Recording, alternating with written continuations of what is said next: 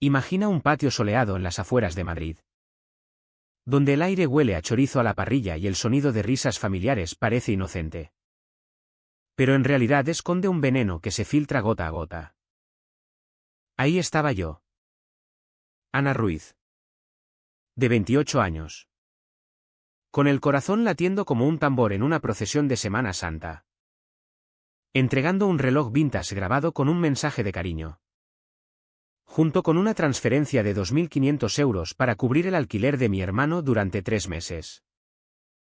Lo había planeado todo, las luces colgadas. La barbacoa.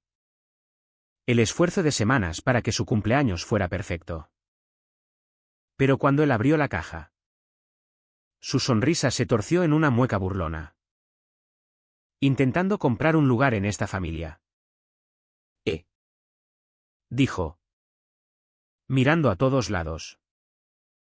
Y entonces. El estallido, mi madre. Mi padre. Mis tíos. Todos rieron como si fuera el chiste del siglo. Sentí el fuego subiendo por mis mejillas. No solo por la humillación, sino porque ese regalo no era solo un objeto, era yo salvándolos una vez más. Siendo su red de seguridad invisible. Arranqué el reloj de sus manos. Mi voz fría como el viento de la sierra, bien saberlo. Me di la vuelta. Sus risas aún resonando como ecos en una catedral vacía. Mi madre gritó, no hagas esto. Ana. Mi padre, estás exagerando. Pero seguí caminando. Cada paso un clavo en el ataúd de la ilusión que había construido. Esa noche fue el principio del fin. Un silencio que se acumulaba como nubes antes de la tormenta. Y las cosas se pusieron más feas de lo que imaginaba. Tuve que elegir. Y esa elección me volteó la vida como un toro embistiendo en la plaza. Al día siguiente. Mi teléfono no paraba de vibrar. Como un enjambre de abejas enfurecidas. Llamadas perdidas de mi madre. Carmen Ruiz. De mi padre. Javier Ruiz. E incluso de mi tía María. Mensajes que se acumulaban. Cada uno más afilado que el anterior. Pidiéndome que me calmara y volviera a hablar. Me senté en el sofá de mi pequeño apartamento en el barrio de Malasaña. Mirando la pantalla. Aún herida por las palabras de mi hermano en su fiesta. Su burla sobre mi regalo. Llamándolo un intento patético de sentirme necesaria. Me cortaba más profundo que un cuchillo jamonero. Pero no era solo esa risa colectiva de mi familia lo que dolía. Era darme cuenta de que me habían visto como un cajero automático durante años. 2 años enteros había sido su salvavidas. Vaciando mis ahorros en sus vidas sin un solo gracias. Como programadora freelance en una startup de apps móviles. Ganaba lo suficiente para pagar mi alquiler y tener un colchón. Pero cuando mi madre llamó hace 2 años. Con la voz temblorosa diciendo que estaban atrasados en la hipoteca. No dudé. 1.500 euros al mes transferidos directamente al banco. Sin preguntas. No era solo eso, pagué la factura de la luz cuando subió en invierno. 300 euros para que no les cortaran el calor, el agua. Cuando se olvidaban de presupuestar. Otros 100 aquí y allá. Y el viejo Seat Ibiza de mi padre. Le puse 1.500 euros en una transmisión nueva la primavera pasada. Porque juraba que lo necesitaba para buscar trabajo. Nunca lo hizo. Mi hermano. Miguel Ruiz. De 22 años. Era el peor. Se autodenominaba el influencer en redes. Pasando horas en su habitación gritando a videojuegos. Persiguiendo seguidores que nunca llegaban. Su equipo un micrófono. Luces. Una silla ergonómica me costó 900 euros cuando me suplicó. Jurando que lanzaría su carrera. 2 años después. Tenía menos de 50 seguidores y ningún empleo. Pensaba que maduraría. Que encontraría un curro. Algo para dejar de apoyarse en mí. En cambio, ponía los ojos en blanco cuando le mencionaba el trabajo. Como si yo fuera una pesada por diversión. Mis padres lo respaldaban, diciendo que estaba encontrando su camino y necesitaba tiempo. Tiempo que yo pagaba. Sentada allí, repasando sus mensajes, me sentí como una idiota. Cada mes había malabareado mis propias facturas para cubrir las suyas, saltándome cenas fuera, posponiendo un nuevo portátil para mi trabajo. Todo para que ellos flotaran. No era su hija ni su hermana, era su cuenta bancaria. Los textos de mi madre eran el mismo guión de siempre: somos familia. Nos mantenemos unidos. Mi padre agregaba que mi salida dramática era embarazosa y que les debía una disculpa. Mi tía metía un chantaje emocional, diciendo que estaba rompiendo a todos. Ninguno mencionaba los 2.500 euros que transferí para el alquiler de Miguel. Ni el reloj grabado como gesto de cariño. Ninguno dijo, lo siento. Lo peor, nunca había pedido mucho. Solo un gesto. Un gracias. Alguna señal de que me veían como más que un cheque. Pero anoche, cuando Miguel tiró mi regalo a un lado y toda la familia rió, me golpeó. No solo tomaban mi dinero, no me respetaban. Había pasado años manteniéndolos a flote. Y ni siquiera fingían preocuparse. Mi teléfono vibró de nuevo. Otro mensaje de mi madre. Probablemente rogándome que lo arreglara. Lo tiré al sofá. El pecho apretado por una mezcla de ira y traición. Por primera vez, me pregunté si había estado mal al seguir ayudándolos. Tal vez no los salvaba, tal vez los habilitaba. La cara smack de Miguel. Las lágrimas falsas de mi madre. Las promesas vacías de mi padre. No eran mi responsabilidad. Les había dado todo. Y ellos me habían dado nada más que burla. Mientras estaba allí sentada, el peso de esos 2 años me aplastaba. No sabía qué vendría después. Pero sabía que no podía seguir siendo su felpudo. Una semana después, aún me tambaleaba por la revelación de que mi familia me veía como su cajero personal. Pero lo que vino a continuación fue peor. Mi teléfono había estado en silencio unos días después del bombardeo de mensajes tras la fiesta de Miguel. Pensé que quizás lo dejarían pasar. Me equivoqué. Mi madre llamó a mitad de semana. Su voz suave pero insistente, pidiéndome que fuera a una reunión familiar en su casa en Vallecas. Tenemos que resolver esto, dijo. Como si yo fuera la culpable. Accedí. Principalmente porque quería escucharlos. Esperando una disculpa que nunca llegó. La reunión fue en su salón. El mismo que había ayudado a mantener pagando su hipoteca durante 2 años. Mi madre se sentó en el sofá. Manos entrelazadas. Ojos brillando como si hubiera ensayado sus lágrimas. Mi padre estaba junto a la chimenea. Brazos cruzados. Mirándome como si yo los hubiera traicionado. Mi tía, que había venido desde Toledo, se posó en un sillón, asintiendo a todo lo que decía mi madre. Miguel se hundía en una esquina, deslizando el dedo por su teléfono, apenas levantando la vista. El aire se sentía pesado, como si hubieran planeado cada palabra para arrastrarme de vuelta. Mi madre empezó. Su voz baja y cargada de culpa.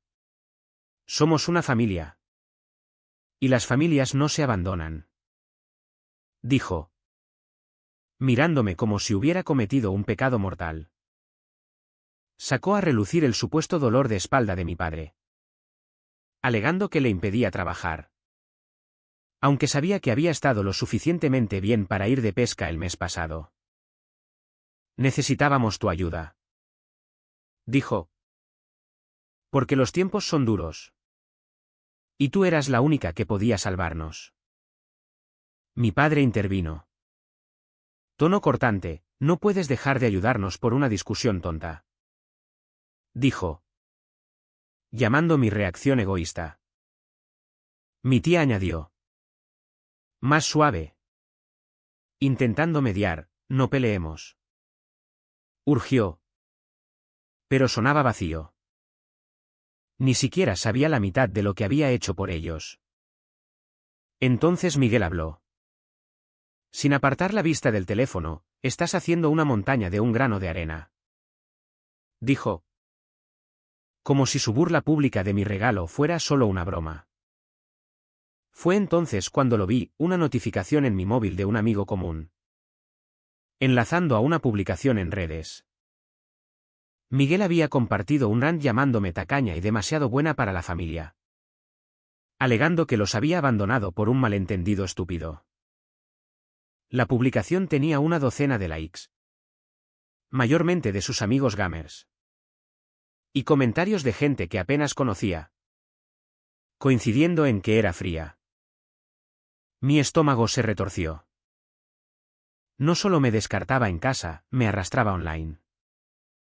Me senté allí, aferrando mi taza de café, intentando mantener la calma. He pagado vuestro alquiler, vuestras facturas, las reparaciones del coche, dije. Voz firme pero serena. 2 años. Y me llamáis egoísta. Los ojos de mi madre se abrieron como si no esperara que contraatacara. Mi padre resopló, diciendo que se lo echaba en cara. Mi tía sugirió un compromiso. Pero podía ver qué significaba que yo siguiera pagando. Miguel solo se encogió de hombros, murmurando que era dramática. Nadie se disculpó. Nadie reconoció los miles que había gastado para mantenerlos a flote. Esa tarde, me reuní con Pablo en un bar de tapas en Lavapiés. Un lugar con mesas pegajosas y café fuerte. Pablo, mi amigo desde la universidad, siempre había sido el que acudía cuando las cosas se ponían feas. Le conté sobre la reunión, la publicación, el chantaje emocional. Se recostó, sacudiendo la cabeza. Te están usando, Ana, dijo sin rodeos. Ahora mismo no eres su hija, eres su cartera. Tienes que poner límites o te dejarán seca. Me habló de su primo que cortó con su propia familia tras años de lo mismo. Y como eso lo liberó para vivir su vida. No les debes tus ahorros, dijo Pablo. Protégete. Sus palabras golpearon fuerte. Había estado luchando con la culpa, preguntándome si estaba mal al retroceder. Pero oír a Pablo exponerlo tan claro lo hizo evidente, mi familia no estaba arrepentida. Estaba desesperada por mantenerme en línea. De vuelta en casa, miré otro mensaje de mi madre rogándome que pensara en la familia. Tecleé una respuesta corta y final, se acabó pagar por vosotros. Pulsé enviar. El corazón acelerado pero resuelto. Sus respuestas llegaron rápidas, los ruegos de mi madre, la ira de mi padre, el silencio de Miguel. Pero no cedí.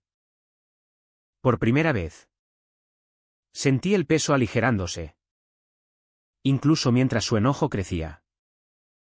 A finales de verano, sus problemas empeoraron. Había enviado ese mensaje final una semana antes, diciéndoles a mi madre, padre y hermano que se acababa el apoyo. Me preparé para su reacción. Y llegó veloz. Estaba en mi apartamento revisando correos de trabajo cuando mi madre llamó. Voz temblorosa como al borde del llanto, ¿cómo nos haces esto?, preguntó. Como si yo les hubiera quitado el suelo. Le recordé que había cubierto su hipoteca. Facturas. Reparaciones del coche por años. Su respuesta, un sollozo largo y dramático seguido de «Estás rompiendo esta familia». Mi padre tomó el teléfono. Tono acusador, ¿te crees mejor que nosotros ahora? Espetó. Alegando que abandonaba mi deber. Miguel no dijo nada. Solo silencio. Que de algún modo dolía más que su sarcasmo habitual. Colgué. Manos temblando. Pero no retrocedí. Sus palabras picaban. Pero estaba harta de dejar que la culpa me arrastrara. Había pasado demasiado tiempo siendo su red. Y su reacción solo probaba que me veían como nada más. Las lágrimas de mi madre no eran por amor, eran por perder su salvavidas. La ira de mi padre era por control. No por cariño. Y el silencio de Miguel, eso era él dándose cuenta de que su viaje gratis terminaba. Sentí una mezcla extraña de alivio y rabia. Como despertando de una pesadilla. Unos días después. Mi novio, Diego, me invitó a la casa de su familia. Una acogedora vivienda en las afueras de Madrid. Era un mundo distinto. El padre de Diego, Antonio, estaba en su garaje, trasteando con un viejo Renault que restauraba desde hacía años. Me hizo señas para que me acercara, pasándome una llave y preguntando si alguna vez había cambiado una bujía. No lo había hecho. Pero me metí. Con grasa en las manos. Escuchando mientras explicaba el motor como si fuera una historia de las que se cuentan en las fiestas de pueblo. No había juicio. No expectativas. Solo un tipo compartiendo su pasión. Pasamos horas cambiando piezas. Riendo cuando un tornillo se atascaba. Y sentí algo que no había sentido en años, inclusión. Ese fin de semana. La madre de Diego, Isabel, me invitó a cenar. Su comedor era cálido. Con sillas desparejadas y una mesa llena de comida, pollo asado. Patatas. Judías verdes que ella misma cultivaba. Isabel preguntó por mi trabajo. Genuinamente curiosa sobre mis proyectos de programación. Y escuchó sin interrumpir. El hermano de Diego, Carlos, me tomó el pelo por mi falta de conocimiento en coches. Pero era ligero. Amistoso. Nada como el veneno que recibía en casa. No me pidieron un euro ni insinuaron necesidad. En cambio, me pasaron la salsa y me trataron como si perteneciera. Me pillé sonriendo. Realmente sonriendo. Por primera vez en semanas. De vuelta en mi apartamento. Otra llamada de mi madre. Lloraba de nuevo. Diciendo que habían recibido un aviso de retraso en la hipoteca. Solo un mes más. Suplicó. Como si no les hubiera dado años ya. Mi padre testeó llamándome desalmada por dejarlos ahogarse.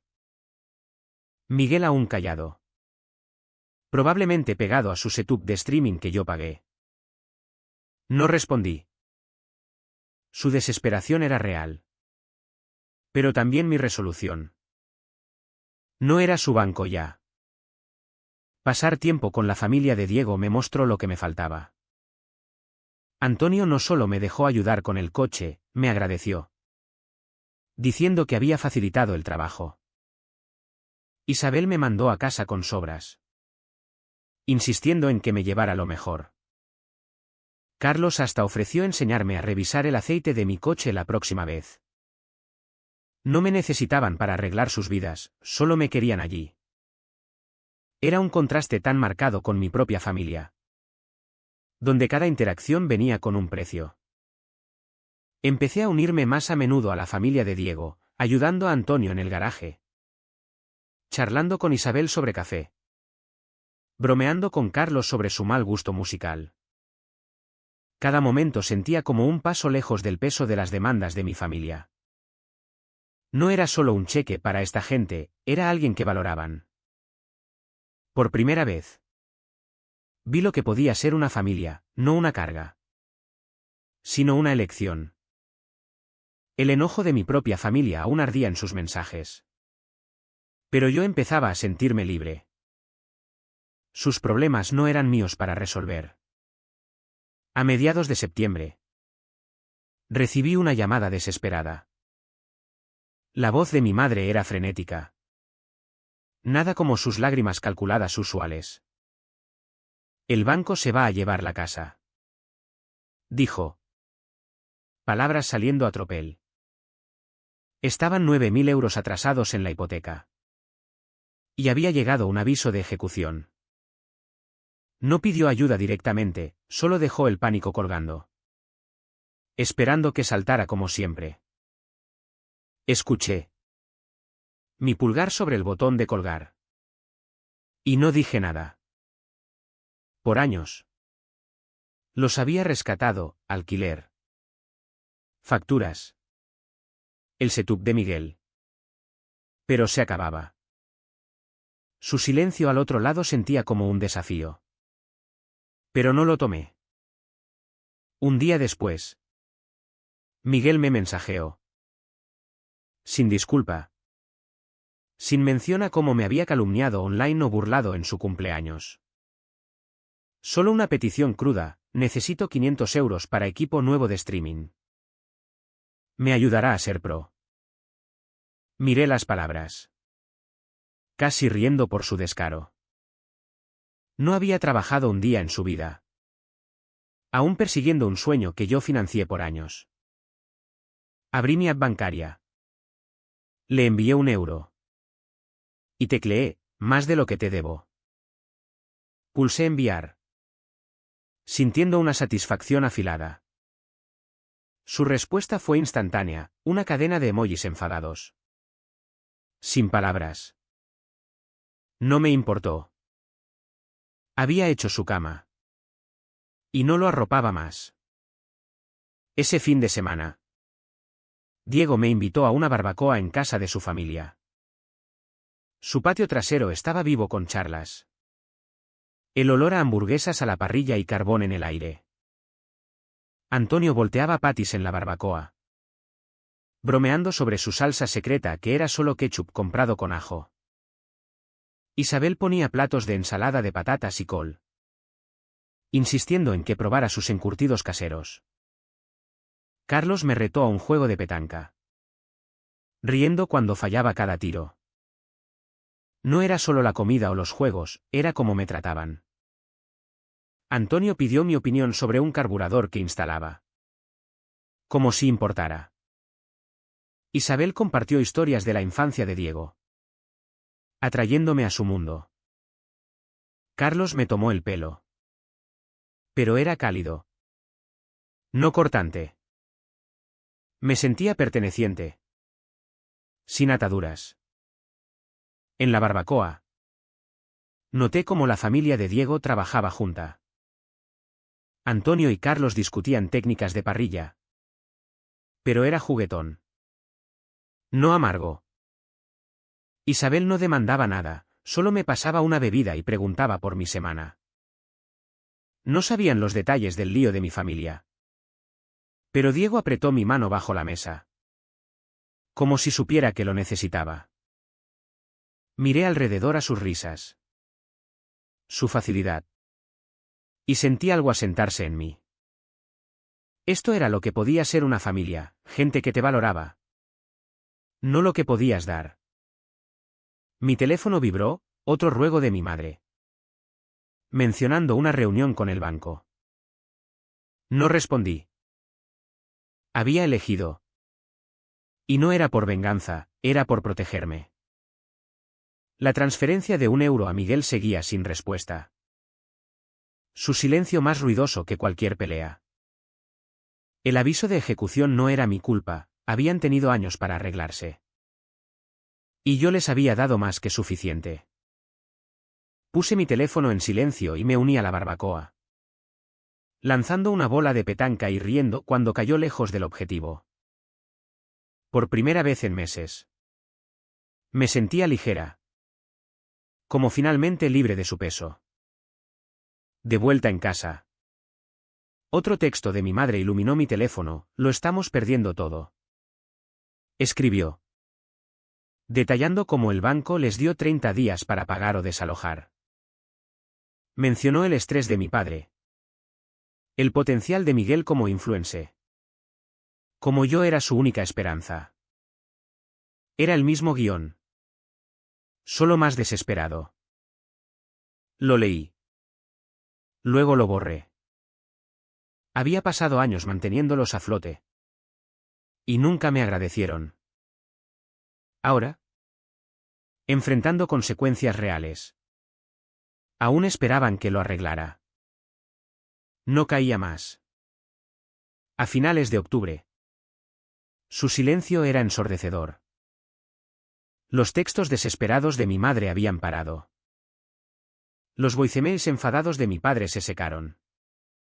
Y Miguel no había enviado una palabra desde que le di €1 para su equipo. La quietud sentía extraña. Como la calma antes de la tormenta. Pero también sentía bien. Por primera vez en años. No me ahogaba en sus demandas.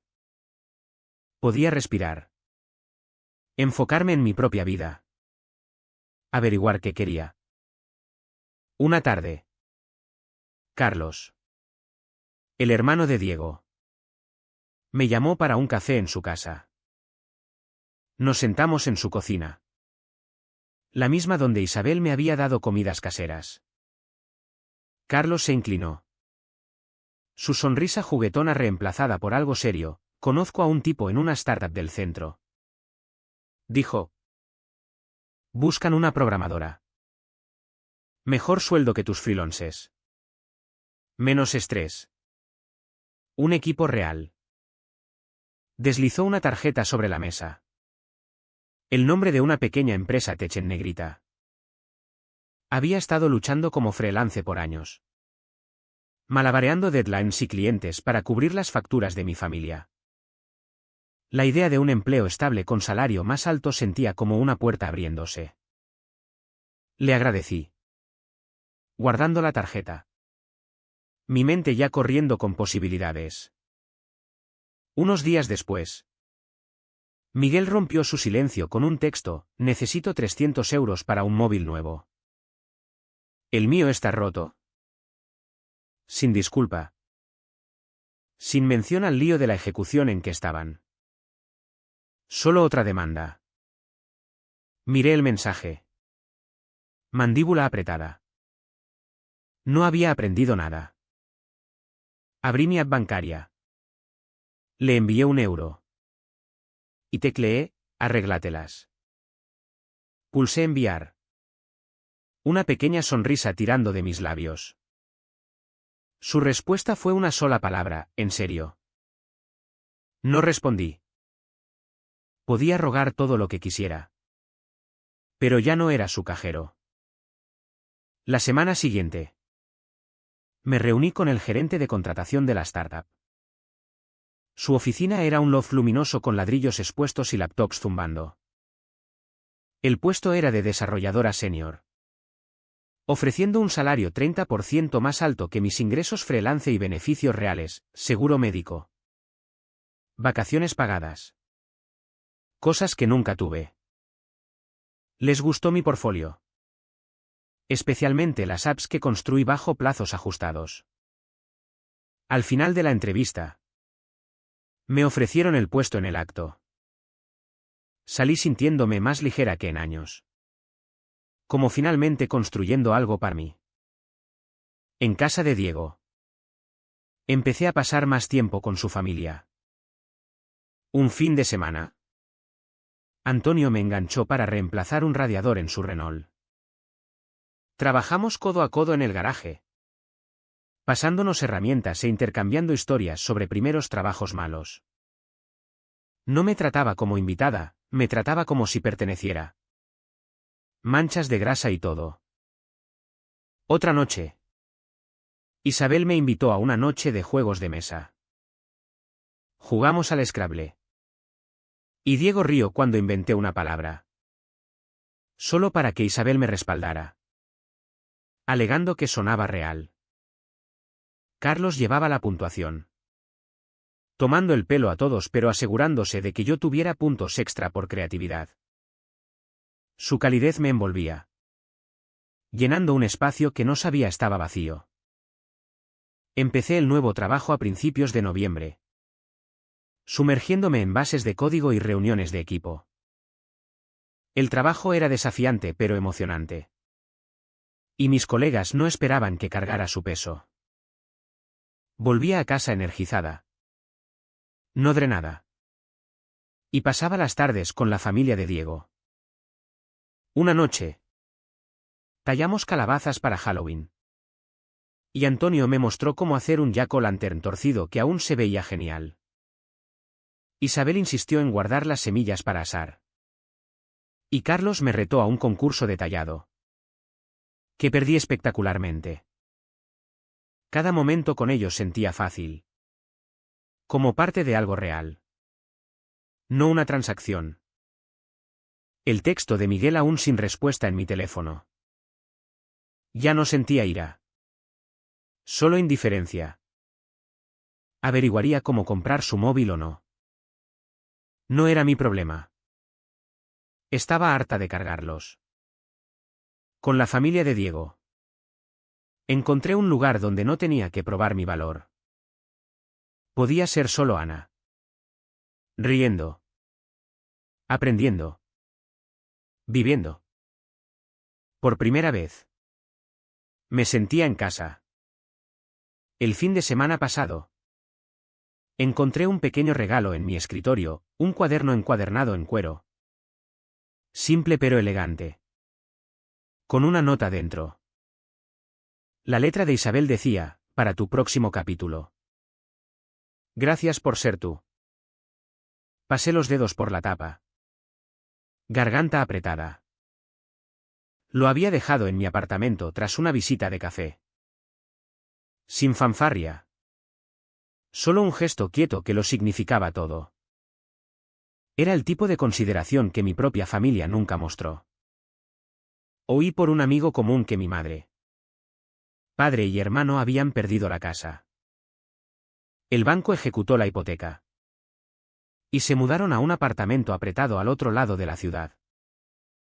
No era sorpresa, habían estado hundidos en deudas mucho antes de que dejara de ayudar. Aún así, saber que empezaban de cero en un lugar más pequeño me golpeó con una punzada de culpa. Rápidamente reemplazada por claridad. Había hecho más que suficiente por años. Vertiendo mis ahorros en sus vidas. Y lo habían dado por sentado. Su nueva realidad no era mi carga. El mismo amigo mencionó que Miguel había tomado un empleo como cajero en un Mercadona. Podía imaginarlo tras la caja. Escaneando compras. Probablemente quejándose. Por años. Se había apoyado en mí para financiar sus sueños de influencer. Sin mover un dedo para sostenerse. Ahora, a los 25, enfrentaba el mundo real, salario mínimo. Turnos largos. Sin limosnas. Parte de mí se preguntaba si había aprendido algo. Pero no lo rumiaba. Sus elecciones lo llevaron allí. Como las mías me llevaban a algún lugar nuevo. Abrí mi teléfono una tarde. Repasando los viejos mensajes de mi madre y padre, ruegos. Chantajes. Acusaciones, todo sentía como de otra vida. Mi dedo Havert sobre sus números. Y tomé una decisión. Uno por uno. Borré sus contactos. Sus textos. Cada rastro de sus demandas. No era ira lo que me impulsaba, era paz. Ya no necesitaba sus voces en mi cabeza diciéndome que les debía algo. El número de Miguel fue el último. Sus textos sin respuesta sobre móviles y equipo desvaneciéndose en nada. Cerré la app. Pecho más ligero que en años. Mi nuevo trabajo en la startup florecía. Pasaba días codificando features para una app móvil. Colaborando con un equipo que valoraba mis ideas. Después del trabajo, iba a casa de Diego, donde su familia se había convertido en la mía. Una tarde, Isabel y yo horneamos galletas en su cocina, riendo cuando quemé el primer lote. Antonio me mostró cómo cambiar una rueda en mi coche, paciente incluso cuando dejé caer las tuercas. Diego y yo dábamos paseos por su barrio, planeando un viaje de camping para la primavera. Estos momentos no eran grandiosos, eran reales. Anclados en cariño y respeto. No en obligación. El cuaderno de Isabel se convirtió en mi diario. Empecé a escribir en él, anotando pensamientos sobre mi trabajo, mi vida y la gente que lo mejoraba. Cada entrada sentía como un paso adelante. Una forma de procesar todo lo que había pasado. Escribí sobre los años que pasé intentando salvar a mi familia. Solo para darme cuenta de que nunca me valoraron. Escribí sobre encontrar una nueva familia. No por sangre, sino por elección. Sobre todo, escribí sobre la lección que lo cambió todo: poner límites no era egoísmo, era supervivencia. Elegir a quién dejar entrar en tu vida. A quién confiar tu energía. Era la clave para vivir sin remordimientos. Mirando atrás, vi cómo las consecuencias de mi familia eran obra suya. Mi madre y padre perdieron la casa porque se apoyaron en mí en vez de enfrentar sus problemas. Miguel trabajaba un empleo que probablemente odiaba porque apostó a que yo financiaría sus sueños para siempre. Su historia ya no era la mía. Había encontrado mi propio camino, rodeada de gente que me veía como más que un cheque. El regalo de Isabel. El apoyo de Diego. La paciencia de Antonio, me mostraron lo que podía ser una familia.